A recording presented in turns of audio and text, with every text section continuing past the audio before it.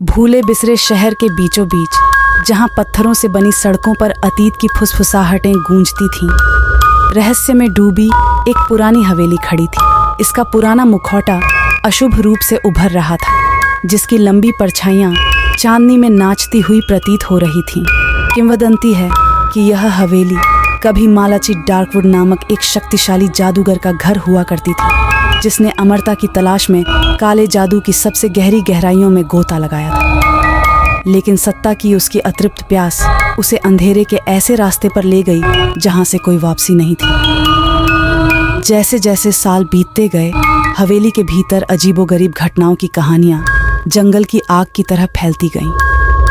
स्थानीय लोगों ने रात में खिड़कियों में टिमटिमाती डरावनी रोशनी और इसकी गहराई से गूंजती खून खराबे वाली चीखों के बारे में बताया। कोई भी इसके पास जाने की हिम्मत नहीं करता था, क्योंकि उसे डर था कि कहीं इसके हॉल में रहने वाली दुष्ट आत्माएं जाग न जाएं। एक दुर्भाग्यपूर्ण रात, रोमांच चाहने वालों के एक समूह ने हवेली के शापित अतीत की कहानियों से आकर्षित होकर इसके रहस्य को जानने का फैसला किया। कैमरों और फ्लैशलाइट से लैस होकर वे उग आए बगीचे से होकर आगे बढ़े और चरमराते हुए दरवाजों को खोला। आगे आने वाले खतरों से बेखबर, अंदर हवा सड़न की गंध से भरी हुई थी और दहलीज पर कदम रखते ही उनकी रीढ़ की हड्डी में ठंडक दौड़ गई। उनके पैरों के नीचे फर्श की लकड़ी कराह रही थी और दीवारें लंबे समय से भूले हुए रहस्यों को फुसफुसाती हुई लग रही थी। जैसे ही वे हवेली में और अंदर गए, उन्हें एक भव्य पुस्तकालय मिला, जो फटे हुए चमड़े में बंधी प्राचीन पुस्तकों से भरा हुआ था। टूटी खिड़कियों से छनकर आने वाली चांदनी की किरणों में धूल के कण नाच रहे थे, जो निषिद्ध ज्ञान की पंक्तियों को रोशन कर रहे थे। जिज्ञासा से भरकर उन्होंने उखड़ते हुए पन्नों को पलटना शुरू कर दिया। उनकी उंगलियां फीके पाठ और जटिल चित्रों को देखते हुए कांप रही थी। लेकिन जैसे जैसे वे रहस्यमय पाठों में गहराई से उतरते गए, उन्हें बेचैनी का एहसास हुआ और उन्हें एहसास हुआ कि वे अकेले नहीं थे।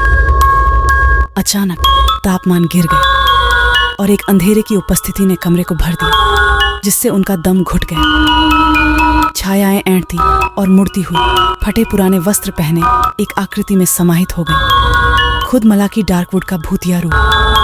गर्जने जैसी आवाज में उसने उन्हें तुरंत चले जाने की चेतावनी दी, नहीं तो उनका भी वही हश्र होगा जो उसका हो। लेकिन रोमांच चाहने वालों ने अपनी जिज्ञासा से प्रेरित होकर उसकी चेतावनी पर ध्यान देने से इनकार कर दिया, चाहे इसके लिए उन्हें कुछ भी करना पड़े। वे हवेली के रहस्यों को उजागर करने के लिए दृढ़ संकल्पित थे। गुस्से में मलाकी ने उन पर अपना काला जादू चलाया, अपने हाथ की एक लहर से फर्नीचर फेंक दिया और खिड़कियां तोड़ दी।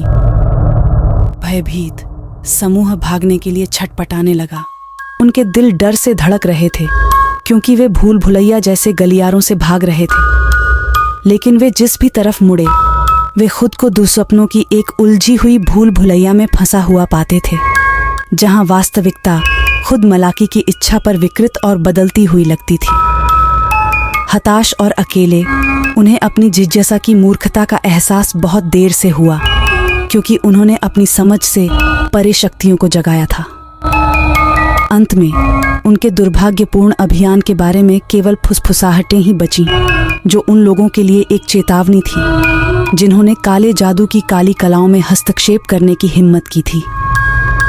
और जैसे ही चांद क्षितिज के नीचे डूबा, हवेली एक बार फिर खामोश हो गई। इसके रहस्य अनंत काल के लिए इसकी दीवारों के भीतर दफन हो गए।